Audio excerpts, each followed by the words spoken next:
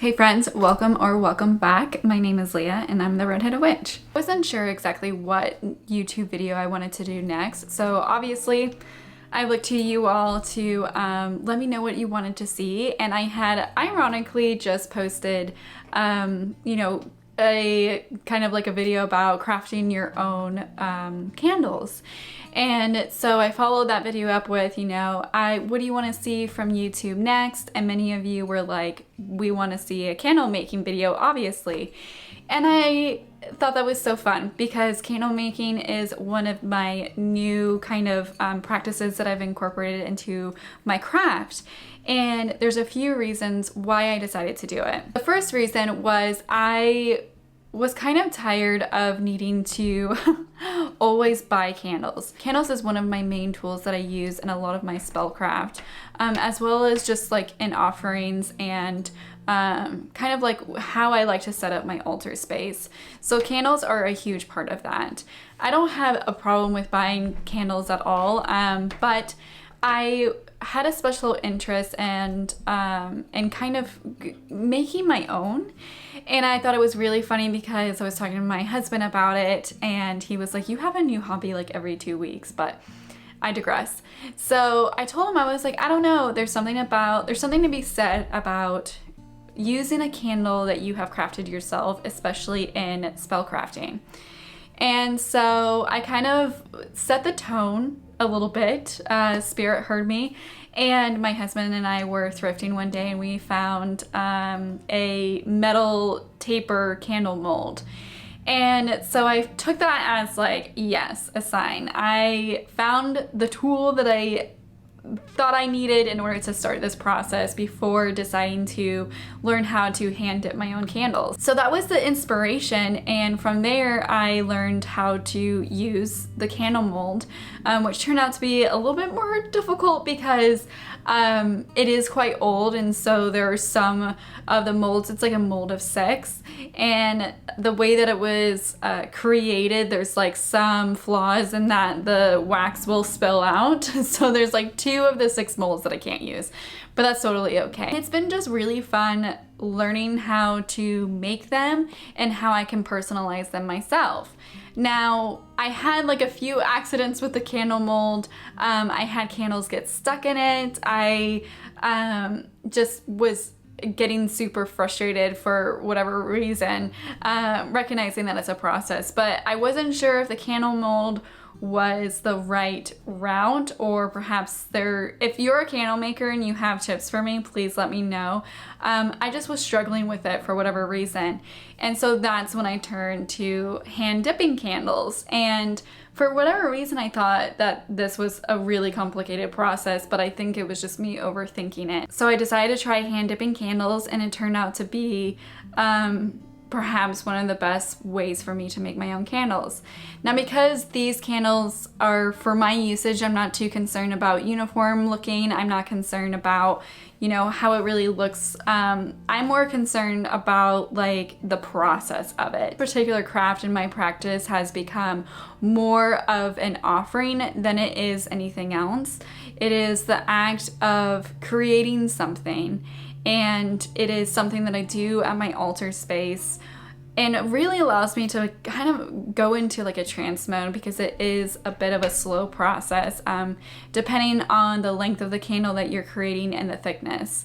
So I found myself just like, it was super meditative, and it really soothed moments when I was feeling like really anxious, especially like after a day of work.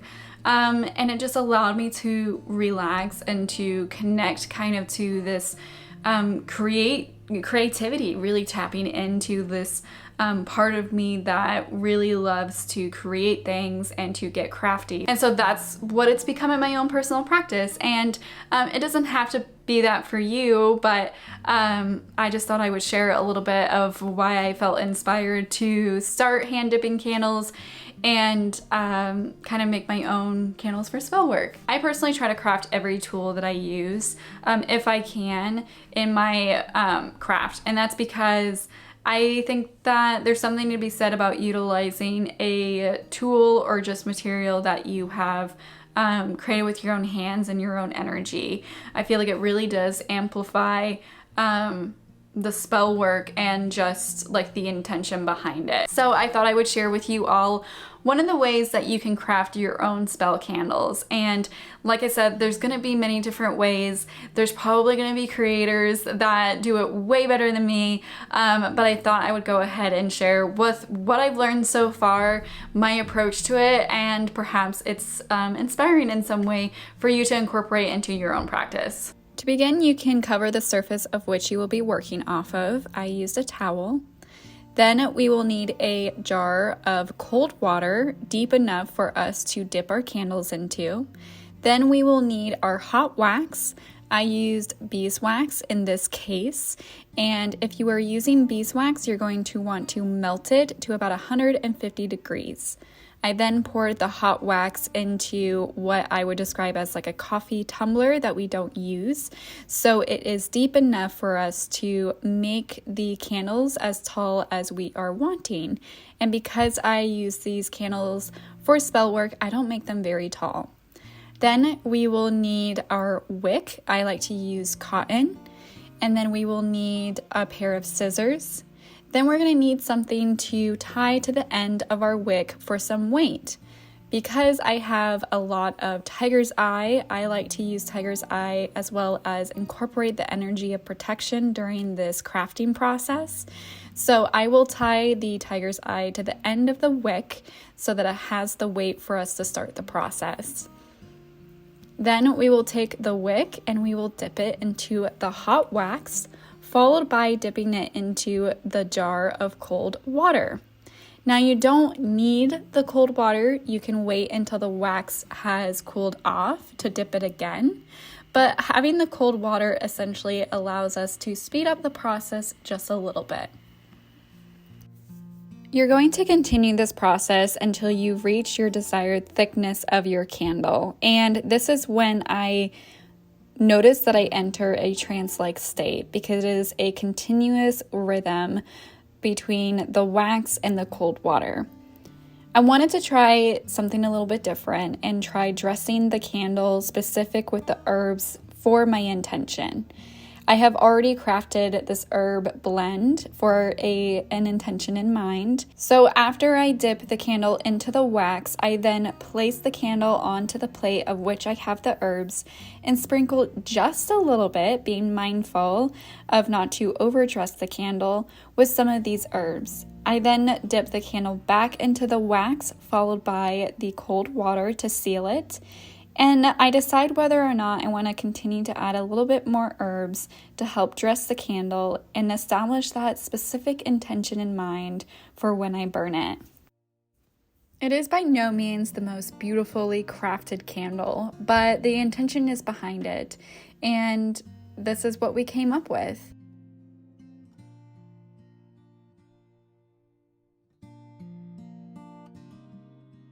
And then I will set it at my altar space when I am ready to use it.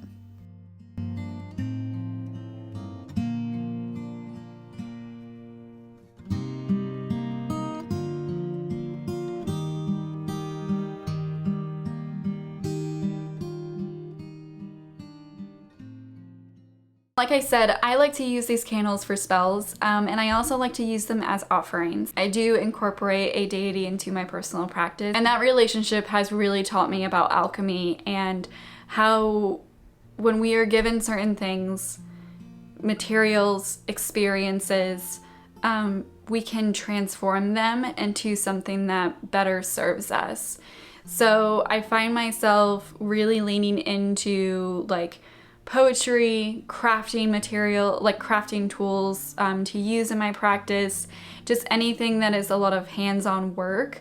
I can't wait until, you know, it's time for me to start like gardening, because that is something that I'm really excited to explore and get into as an offering as well to my ancestors too, because I come from a very long line of farmers from the Appalachian Mountains. But this relationship that I have is was really inspiring me to kind of figure out in what ways can I create my own tools. And so when I had the idea and the inspiration and happened to find a candle mold and just started to incorporate that, it felt really right and it really resonated with me, and allows me again to enter this trance-like meditative mindset that really allows me to connect to my spirit and to my other spirits too. Before I go, I wanted to touch base a little bit on the progress with my small business, Folkcraft Goods. I have a special announcement that I will be making in April, and I'm just so excited for you all to see. This is something that I have reiterated time and time again, but it's something that I have been wanting to do for a really long time, and it's finally happening. My husband and I took the first step this week to make this collection and this announcement to be fulfilled, and to kind of make it all come together. So I'm really excited. I will keep you all posted about this announcement and kind of the new, not the new, but the vision of Folkcraft and where we are taking it, and where we want to take it with you. So I'm really excited to share more about that as time goes on. We will be sharing a little bit more information in March, so be on the lookout for that as well. As always, thank you so much for being here, and I will see you in the next one.